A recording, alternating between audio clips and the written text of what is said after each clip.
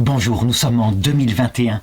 Nous sommes dans le site de l'Institut Docteur Angélique et dans une série de vidéos consacrées aux commentaires du livre des Actes des Apôtres. Un livre vraiment intéressant dans la mesure où il nous apprend des tas d'expériences qui serviront plus tard pour l'Église, ou l'Église du moins aurait dû s'en servir. Et en particulier ce chapitre 16 où on a pour la première fois, sans doute réuni par la documentation de Saint Luc, la tradition des lettres des missionnaires.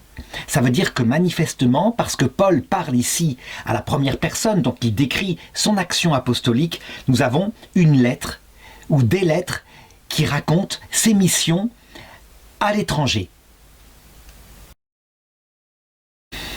C'est quelque chose d'important parce que nous ne sommes plus simplement dans la définition de la doctrine du salut, comme ça a été le cas par exemple au Concile de Jérusalem. Non, nous sommes face à un retour d'expérience, des circonstances de temps et de lieu, et ça c'est parfaitement complémentaire.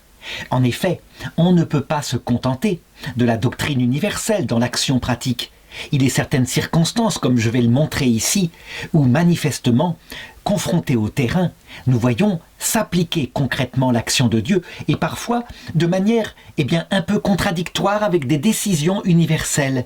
C'est ce qui va fonder d'ailleurs la distinction entre théologie dogmatique et morale, donc universelle, des principes mais qui n'ont pas de bras. Et puis ensuite, théologie pastorale, des applications qui ont des bras et qui, en fonction de certaines circonstances, parfois, aboutissent à faire l'inverse de ce que la doctrine universelle aurait pu dire. C'est d'ailleurs ce que dit le pape François. Il dit, parfois, la doctrine universelle ne suffit pas à éclairer ce qu'on doit faire dans le quotidien. Et seule la conscience morale pratique, confrontée aux circonstances de temps, de lieu, d'homme, permettent de trancher. Finalement, notre conscience éclairée par le magistère est la norme ultime de la décision. Et voilà ce qu'il se passe, voilà quelques petits traits particuliers dans cet aspect-là. Je pourrais presque intituler ce chapitre conseil pratique, pastoral pratique, que faire dans certaines circonstances, et je montrerai comment des saints canonisés quelquefois ont pris des décisions analogues, éclairé par le même Esprit Saint, analogue à ce que Saint Paul, qui est profondément intelligent, a pris. Et donc voilà comment commence le chapitre. Paul gagna ensuite Derbé, puis Lystre. Il y avait là un disciple nommé Timothée, fille d'une juive devenue croyante, mais d'un père grec. Les frères de Lystre et d'Iconium lui rendaient un bon témoignage.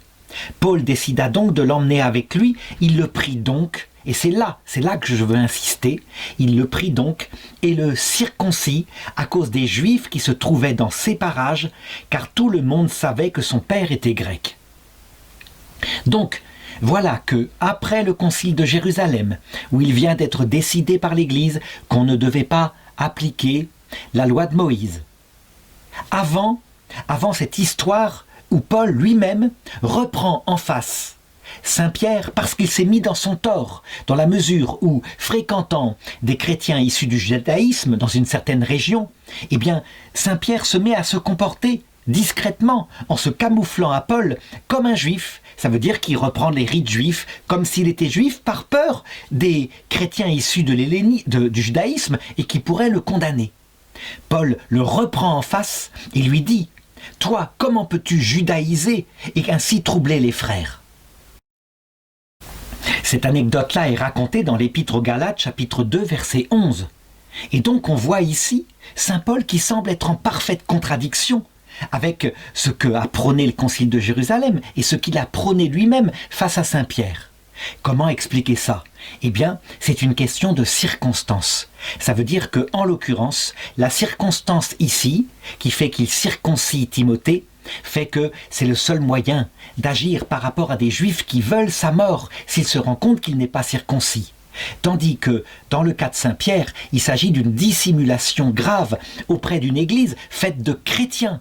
Et donc, on les trouble, on les déstabilise, on peut les faire tomber, on leur apprend à se comporter en hypocrite. Donc, on le voit, les circonstances peuvent faire parfois qu'on ne suit pas l'autorité telle qu'elle est. Le pape François allait jusqu'à dire que quelquefois, observer la loi de l'Église provoquait et conduisait à commettre des péchés mortels. Certains disaient, mais c'est n'importe quoi, c'est une hérésie, ça ne peut jamais arriver.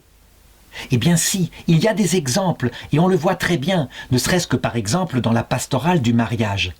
Prenons par exemple une femme chrétienne jeune, mariée, qui a échoué dans son couple. Et puis il s'avère qu'elle n'était pas parfaitement pratiquante, elle se remarie, elle redivorce, elle se remarie, et au bout d'un certain temps, elle arrive dans la même situation que la Samaritaine dans l'Évangile. Elle est mariée avec un 6e homme, elle a des enfants de lui, et cette fois elle a trouvé la stabilité.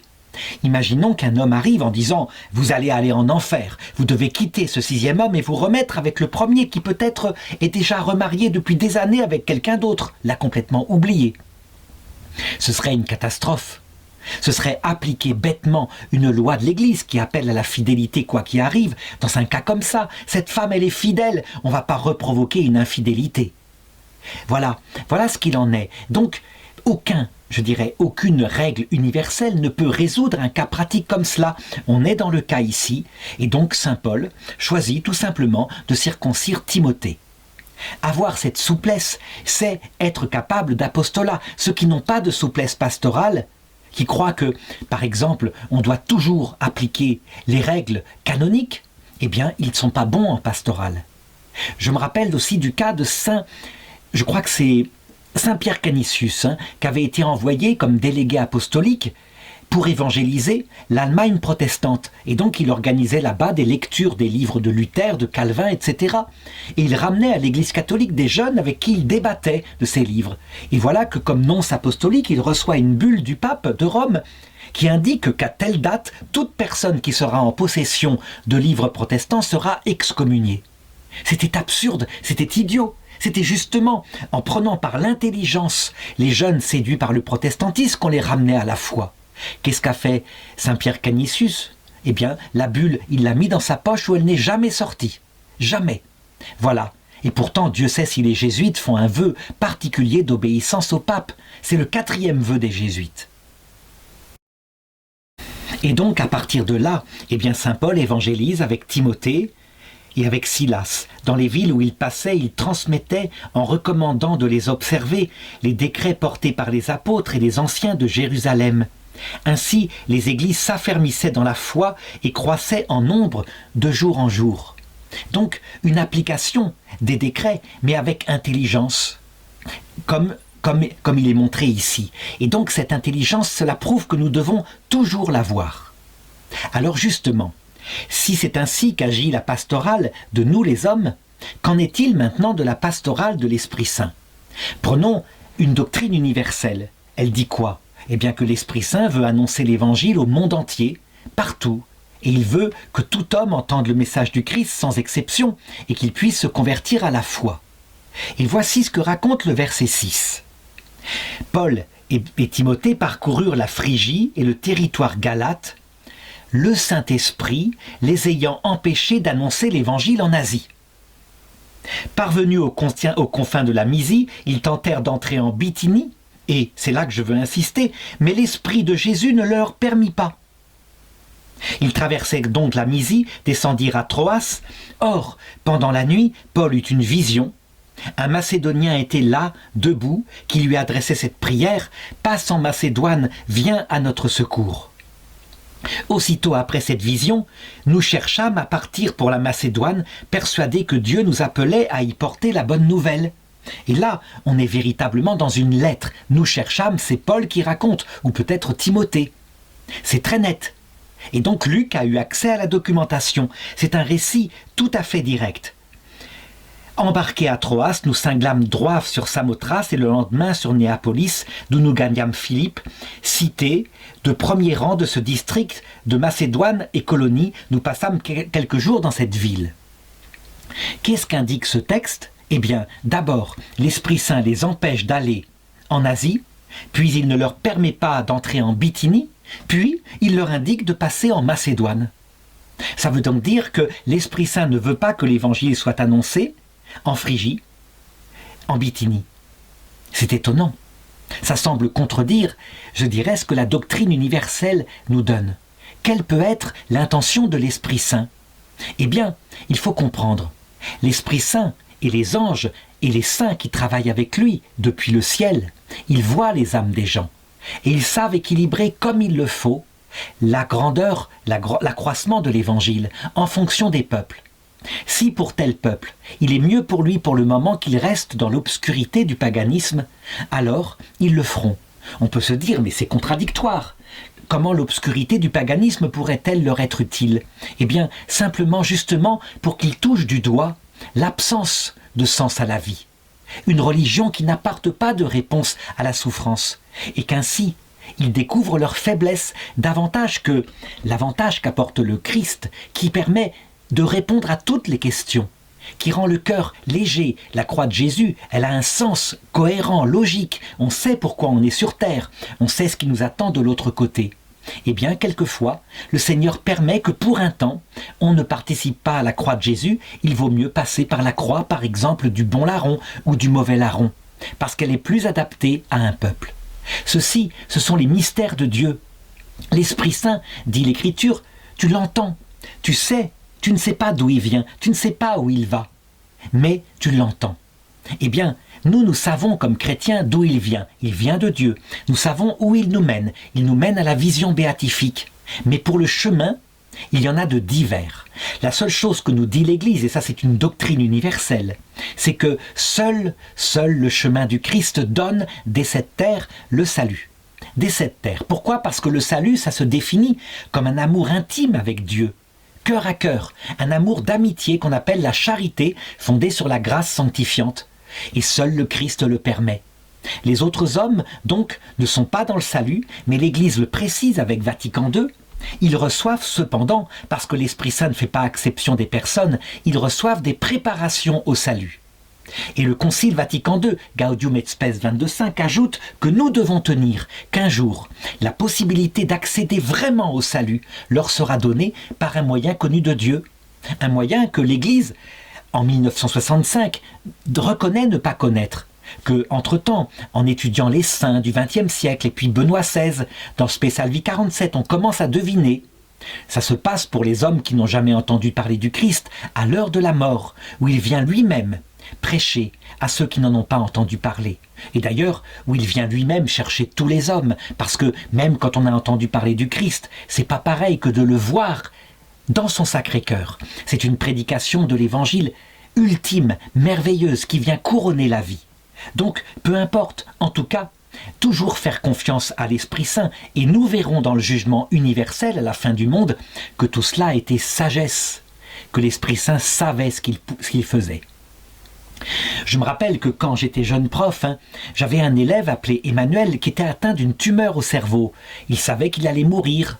Il n'était pas chrétien au sens profond du terme, mais en parlant en cours, il assistait aux cours de terminale. Je me rappelle avoir parlé des voies d'accès à Dieu, et il était convaincu qu'on pouvait par son intelligence découvrir Dieu. Et il me demandait, mais comment croire que ce Dieu s'est fait homme en Jésus-Christ? Et je lui disais, mais demande, qui frappe, on ouvrira. Celui qui frappe à la porte, on lui ouvrira, dit Jésus. Il a demandé, il a supplié, il est mort sans la foi. Et je me rappelle avoir été troublé jusqu'à ce qu'un moine de Solesmes me dise « Dieu répond toujours, mais pas forcément tout de suite. Mais Dieu répond toujours. » Voilà, c'est un peu la même chose. Il patiente, il connaît les hommes, il prend son temps, il sait mieux que nous ce qu'il faut faire. Et Paul, Timothée et Silas se soumettent à l'Esprit Saint. Alors, ensuite, ils racontent dans leurs lettres quelque chose qui les tient à cœur, sans doute une amitié profonde, la conversion de Lydie. Puis, le jour du sabbat, nous nous rendîmes en dehors de la porte sur les bords de la rivière, où on avait l'habitude de faire la prière. Nous étant assis, nous adressâmes la parole aux femmes qui s'étaient réunies. L'une d'elles, nommée Lydie, nous écoutait. C'était une négociante en pourpre de la ville de Thyatire. Elle adorait Dieu. Le Seigneur lui ouvrit le cœur, de sorte qu'elle s'attacha aux paroles de Paul.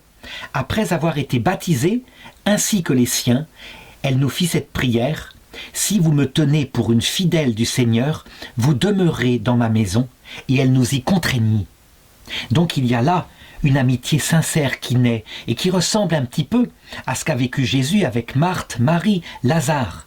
C'était une amitié humaine qui fait que lorsque Lazare mourut, et Jésus savait qu'il allait le ressusciter, il eut de la douleur quand il vit la douleur de Marthe et Marie, et il pleura.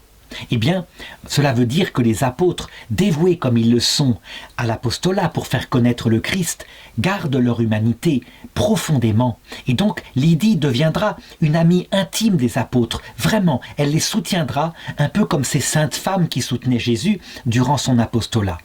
Ce détail est important. Un apôtre ou un curé de paroisse, tout seul, est en danger. Avoir une amitié avec des saintes femmes, c'est quelque chose d'absolument important. Encore faut-il être un homme d'expérience et savoir distinguer cette amitié qui mène au Christ, qui est profonde, qui est spirituelle, même avec sa dimension humaine, et savoir quand on glisse vers l'amour. Ne pas se laisser prendre. Et voilà pourquoi il faut que les jeunes qui rentrent dans la vocation missionnaire soient prévenus, apprennent à connaître le fonctionnement de leur affectivité. Dès que l'envie ou un sentiment se porte vers une personne et que ce sentiment éventuellement descend vers une attraction sexuelle, ils doivent absolument être lucides et se méfier d'eux-mêmes. Non pas que l'amitié ainsi avec une jolie femme n'est pas possible, mais uniquement si l'homme, le missionnaire en question, est capable de se contrôler et si la femme elle-même est capable de maîtriser sa chair. La chair est faible et bien des missionnaires se sont laissés prendre ainsi, en ne sachant pas distinguer amour de charité qu'on appelle agapé, amour d'amitié qu'on appelle philia, et puis la passion, qui là doit être contrôlée absolument, et puis éros, l'amour, l'attraction physique. En tout cas, pour ce qui est de Lydia, qui est une femme mariée, qui a des enfants, il n'y a aucun problème. Et peut-être n'est-elle pas si belle que ça c'est aussi une aide qui évite le danger. Il faut bien le reconnaître, ce sont des petites choses concrètes comme ça. En tout cas, leur amitié spirituelle va être une aide précieuse. Alors, je voudrais continuer le récit fait par saint Paul, parce que le passage suivant, à partir du verset 16 jusqu'au verset 21, va nous montrer ce qui devrait être une pastorale face aux voyantes du démon et face aux sorcières. C'est une chose très importante. En effet, il faut savoir que dans l'Église, sans doute parce qu'on n'a pas suivi les conseils de saint Paul qui sont ici très clairs, à un moment donné, on s'est laissé aller à une pastorale où on a brûlé vive des sorcières. Alors, c'est pas un nombre gigantesque comme certains le disent, des millions de sorcières, ce n'est pas vrai. Ça c'est une légende sortie du protestantisme du XVIe siècle ou alors de la franc-maçonnerie du XIXe siècle. Mais au cours de l'histoire de l'Église avec l'Inquisition, on estime qu'il y a eu à peu près de condamnations à mort autour d'un procès 1500. 1500 pendant 800 ans d'inquisition. Pourquoi si peu? Parce qu'il y avait possibilité d'appel. Et le droit canon, qui est un droit romain, avait été institué dans l'Église à partir du IVe siècle. Donc, avec un appel, avec une cour d'appel, avec des inquisiteurs intelligents, on arrivait à ce qu'il n'y ait pas trop de dégâts. Mais tout de même, il y a des procès qui ont été célèbres, dont par exemple celui de Sainte Jeanne d'Arc, qui a été condamnée comme sorcière parce qu'un juge était inique. Et d'ailleurs, le procès d'inquisition a été ensuite cassé par un tribunal 50 ans plus tard. Il n'empêche que, on le voit, il y a là un conseil de saint Paul qui aurait évité tout cela. Donc je raconte l'histoire. Saint Paul raconte: un jour que nous étions à la prière, nous rencontrâmes une servante qui avait un esprit divinateur. Elle faisait gagner beaucoup d'argent à ses maîtres en rendant des oracles. Donc il y a un phénomène objectif. Elle a en elle un esprit. Qui est cet esprit? Est-il un esprit mauvais, un démon? Est-il un bon esprit, un esprit de Dieu? Difficile. En tout cas, saint Paul va discerner que sans doute c'est un esprit gênant, en tout cas. Elle se mit à nous suivre, Paul et nous, en criant: « Ces gens-là sont des serviteurs du Dieu très haut. Ils vous annoncent la voie du salut. » L'esprit dit donc une vérité à travers cette femme. Est-ce que ça veut dire que pour cela, c'est forcément un esprit du bien? Pas forcément. On sait que Jésus, lorsqu'il a exorcisé les possédés de Génézareth, qu'il a fait sortir de son corps une légion de démons, il disait: « Nous savons qui tu es le Fils de Dieu, es-tu venu pour nous perdre ?» Et il les fit taire. Parce qu'il ne faut jamais écouter un démon. Tous ces documents qu'on trouve parfois sur Internet, où on raconte qu'un exorcisme reçut la possibilité de forcer un démon à parler, Eh bien, ces documents, dès qu'on les voit, il ne faut pas les lire. En effet, Jésus le montre. Le démon parfois est contraint de dire la vérité, mais il la mêle toujours de mensonges. C'est ainsi. Et donc, écouter un démon, c'est se faire piéger. Les plus beaux, les plus grands exorcismes du monde se sont fait piéger. Je me souviens par exemple de l'histoire de Don Amorce, qui est un exorcisme du Vatican, qui avait pratiqué pendant de longues années l'exorcisme sur des vrais possédés, mais qui avait un trouble dans son âme. Il n'aimait pas la liturgie en français sortie de Vatican II, il aimait beaucoup la liturgie en latin. Toujours est-il que les démons étaient obligés parfois de dire la vérité. Et il avait constaté par contre que quand il exorcisait en se servant de la prière en français, ça mettait des jours et des jours à chasser le démon. Mais quand il utilisait la prière de l'ancien rituel en latin, ça marchait aussitôt, parce qu'il y avait plus de questions, plus de précisions, etc.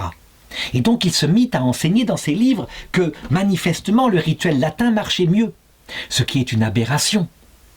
En effet, qu'est-ce qui chasse le démon ?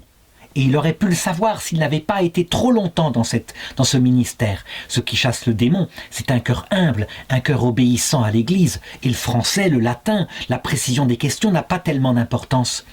Une petite fille qui dit simplement « Au nom de Jésus », qui prie Marie et qui demande à un démon de partir obtiendra parfois plus d'efficacité que le sacramental qu'est l'exorcisme solennel. Donc, on le voit.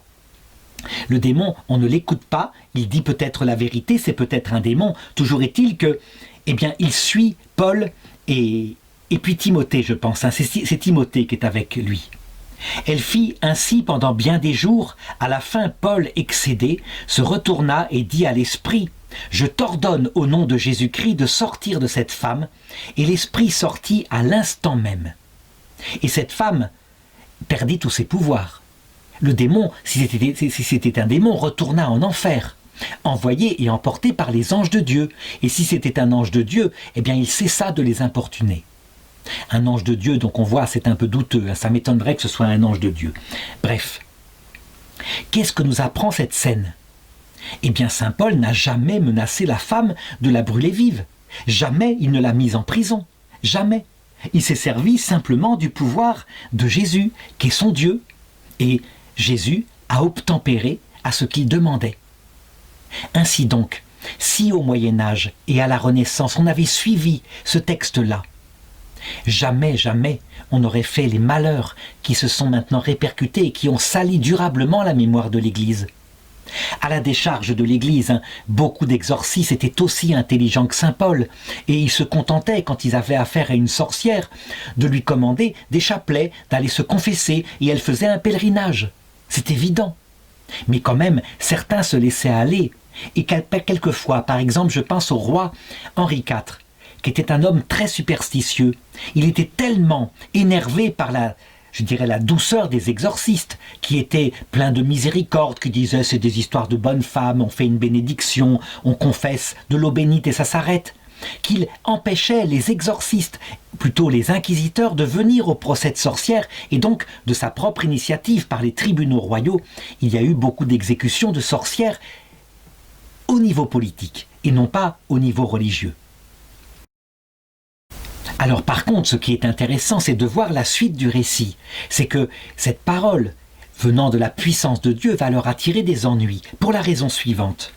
Mais ces maîtres, voyant disparaître leurs espoirs de gain, tout simplement parce que la femme n'arrivait plus à prophétiser, se saisirent de Paul et de Silas, les traînèrent sur l'agora devant les tribunaux. Et dire, en les présentant aux stratèges, « Ces gens-là jettent le trouble dans notre ville, ce sont des Juifs, ils prêchent des usages qu'il ne nous est pas permis à nous, Romains, ni d'accepter ni de suivre. » Et la foule s'ameuta contre eux, et les stratèges, après avoir fait arracher leurs vêtements, ordonnèrent de les battre de verges. Et quand ils les eurent bien roués de coups, ils les jetèrent en prison, en recommandant au geôlier de les garder avec soin. On le voit, par peur de la foule, eh bien, les juges, vraiment, ont agi très rapidement, sans même interroger Paul et Silas, manifestement. Ils ne se sont pas enquéris, par exemple, que c'était des citoyens romains, et qu'on n'a pas le droit de traiter ainsi des citoyens romains. On peut traiter ainsi des peuples étrangers, des esclaves, des gens qui sont méprisés par les Romains. Donc il y a eu manifestement ici panique de la part des juges, abus de pouvoir, et aussi la réaction violente de ceux qui avaient perdu leur gain par la voyante. Qu'est-ce que ça prouve d'abord? Eh bien d'abord que le phénomène de la voyance marche vraiment, que l'Église catholique y croit, mais que quand on est face à un phénomène comme ça, il faut toujours chercher la cause. Et la cause peut être de plusieurs sortes. En général, on dit que les causes sont de 3 sortes. Il peut y avoir une cause naturelle, par un phénomène de télépathie ou d'intuition profonde, une personne qui lit un peu les pensées de celui ou celle qui vient la consulter.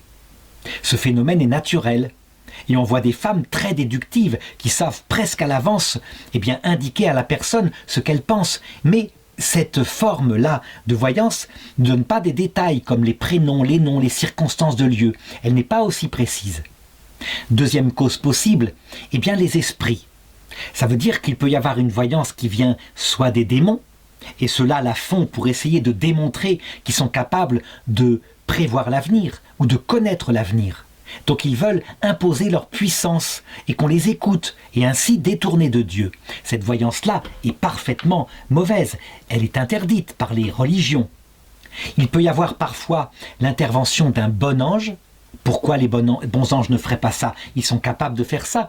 Ils ont aidé les peuples anciens, quelquefois par des dons comme ça. On m'a raconté par exemple l'histoire d'un chaman en Amérique du Sud qui connaissait des plantes. Et un jour, un savant, enfin plutôt un scientifique occidental, vint là-bas pour essayer de recueillir les plantes qui pourraient peut-être être très utiles pour la médecine occidentale. Et le chaman lui répondit « Mais je ne connais pas les plantes. Moi, quand quelqu'un est malade, je me mets en transe avec cette drogue et l'esprit de mon grand-père m'apparaît et il me dit simplement « Cueille cette plante-là, cette plante-ci, cette plante-ci » et je ne la retiens pas puisque je sais que si ça recommence, je me mettrai en transe et il me donnera la recette suivante. Et le remède marchait. Donc voilà comment ça fonctionne. Qui est cet esprit qui intervenait? Était-ce vraiment son grand-père? Peut-être. Ça peut. Ça peut être avec une forme de communion des saints, parce que Dieu, encore une fois, ne fait pas exception des personnes. Ça peut être aussi un ange, un bon ange de la nature. Et puis, troisième cause, c'est quand ça vient de Dieu directement. Dans ce cas-là, on appelle plutôt ça le don de prophétie. Mais dans l'Ancien Testament, on appelait les prophètes de Dieu des voyants. Et la différence là, c'est que souvent Dieu, lui, n'annonce pas l'avenir au sens précis du terme, mais il annonce plutôt les intentions qu'il a sur l'humanité. Donc des prophéties plus profondes, quoi qu'il puisse arriver, que Dieu annonce l'avenir. On le voit par exemple quand Balthazar, dans le livre, je crois de Daniel, Balthazar se met à blasphémer en buvant dans les coupes qui avaient été confisquées au temple de Jérusalem. Voici qu'une main écrit sur le mur « Méné, Méné, Tekel » ou « Parsine », donc en langue hébraïque que personne ne savait lire. Et c'est Daniel qui va interpréter les paroles et les donner au roi en disant « Tu as été mesuré, tu as été pesé, tu as été trouvé trop léger, tu as été partagé. Ce soir même tu mourras et ton royaume se sera enlevé. » Ce qui arriva. Et c'est ainsi que les Perses conquirent l'empire Mède. Donc, quand on est confronté à ce genre d'esprit, il faut être capable de discerner. En tout cas, pour ce qui est de saint Paul, lui, il a agi excédé. Ça veut dire qu'il en a eu marre d'être harcelé par cette femme qui allait trop loin. Peut-être qu'il a agi trop passionnément, qu'il aurait agi plus prudemment, simplement en ordonnant à ce démon non pas de sortir de cette femme, mais de les laisser tranquilles, de partir, de rentrer chez elle, peut-être aurait-ce été mieux. En fait, tout dépend du discernement qu'il a fait. Était-ce un ange de Dieu? Était-ce un démon? Était-ce une âme d'un mort? Eh bien, on ne sait pas. On n'en sait pas plus que cela. Alors, ensuite, ils sont en prison et on va voir de nouveau se réaliser une délivrance miraculeuse. Mais une délivrance qui va être cette fois l'occasion de la conversion de toute la famille du gardien de prison. Ayant reçu pareille consigne, le geôlier en chef les jeta dans un cachot intérieur et leur fixa les pieds dans des ceps. Vers minuit, Paul et Silas, en prière, chantaient les louanges de Dieu. Les prisonniers les écoutaient. Et tout à coup, il se produisit un violent tremblement de terre, si violent que les fondements de la prison en furent ébranlés. À l'instant, toutes les portes s'ouvrirent et les liens de tous les prisonniers se détachèrent. Manifestement, il y a ici action des anges de Dieu. Un peu comme ça s'est passé quand Pierre a été délivré de sa prison. Et maintenant c'est Paul qui en est témoin.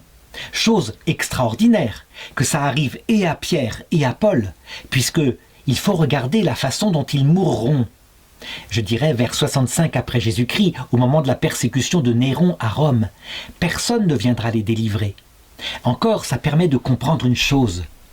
Il en est dans sa vie à une époque où l'heure n'est pas encore venue, l'heure de souffrir, l'heure que son cœur soit façonné en vue de la vie éternelle. Il en est à l'heure où il doit être apôtre. Donc c'est l'heure de sa vie où il est entouré de protection de Dieu, il ne peut pas mourir.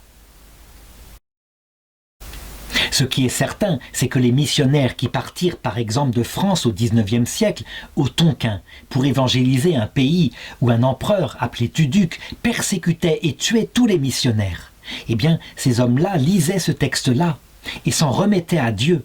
Ils savaient qu'ils pourraient périr et beaucoup furent martyrisés, mais ils savaient que si Dieu ne le voulait pas, ils passeraient au-delà de tout, parce que Dieu est plus fort que tout. On peut dire qu'ils nourrirent l'évangélisation par leur sang, et que souvent c'est leur sang qui fut source de chrétiens. Et ainsi ils témoignèrent à ces pays. En tout cas pour saint Paul, l'heure n'est manifestement pas venue. Le texte continue. Tiré de son sommeil et voyant ouvertes les portes de la prison, le geôlier sortit son glaive, il allait se tuer. Et c'est pour des raisons très précises. On le sait, quand d'ailleurs, à un moment donné, il y a eu une autre évasion comme ça par les anges, je crois que c'était Pierre, eh bien Hérode fit exécuter tous les geôliers. Ça veut dire qu'ils étaient responsables des prisonniers sur leur vie. À l'idée que les prisonniers s'étaient évadés, mais Paul cria d'une voix forte « Ne te fais aucun mal, car nous sommes tous ici ». Le geôlier demanda de la lumière, accourut, et tout tremblant, il se jeta aux pieds de Paul et de Silas. Puis il les fit sortir et dit « Seigneur, que me faut-il faire pour être sauvé ?» On peut dire que ce geôlier a eu la peur de sa vie, vraiment. Il pensait que sa vie était terminée, et tout le soutien qu'il avait pour sa famille aussi, qu'il ne pourrait plus assister sa famille. Il pensait qu'il serait exécuté le lendemain, et c'est compréhensible. Ce phénomène est absolument inusité. Tous les prisonniers qui s'évadent, et pas seulement Paul et Silas, mais les autres prisonniers aussi.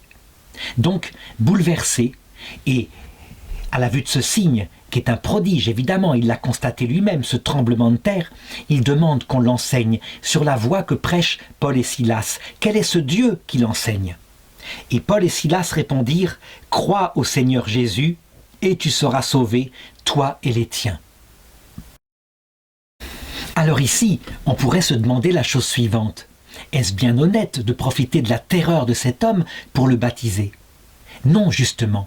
Et c'est la grande différence qu'il y a entre le prosélytisme, qui se servirait de cette circonstance uniquement, et l'évangélisation qu'on va voir par la suite. Ça veut dire que Paul lui dit qu'il doit croire, mais il veut qu'il croie de sa propre intelligence. Et donc, il va lui annoncer l'évangile en détail, afin qu'il adhère avec sa foi, et sa famille aussi.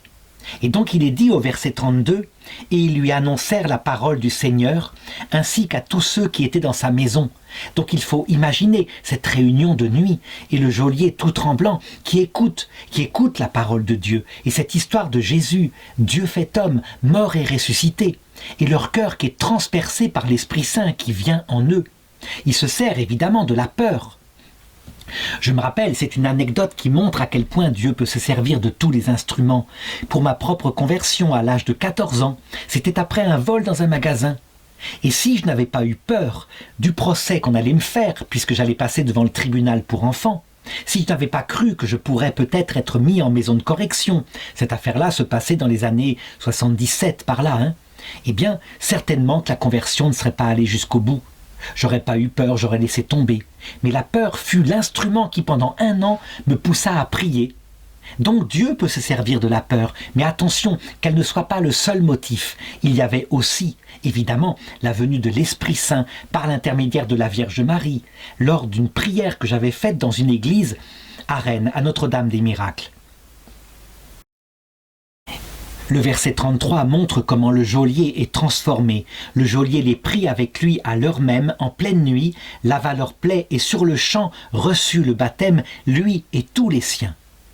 Cette remarque, d'ailleurs, nous permet de comprendre que, ici, il n'y a manifestement pas de baignoire avec l'eau courante. C'est pas un baptême par immersion, c'est un baptême certainement parce qu'ils ont reçu quelques gouttes d'eau et que saint Paul a prononcé les paroles. C'est une chose qui est importante à savoir, parce que certains protestants pensent que le rituel doit obligatoirement être le fait d'être plongé complètement dans de l'eau. Mais manifestement, pas vraiment, mais c'est un détail. Il les fit alors monter dans sa maison, dressa la table, et il se réjouit avec tous les siens d'avoir cru en Dieu. On peut tout à fait imaginer que les autres prisonniers de la prison qui écoutaient les paroles de saint Paul, qui les avaient vus chanter des cantiques, aucun ne partit. Si un seul s'était enfui profitant de la nuit, évidemment, le geôlier l'aurait payé peut-être de sa vie.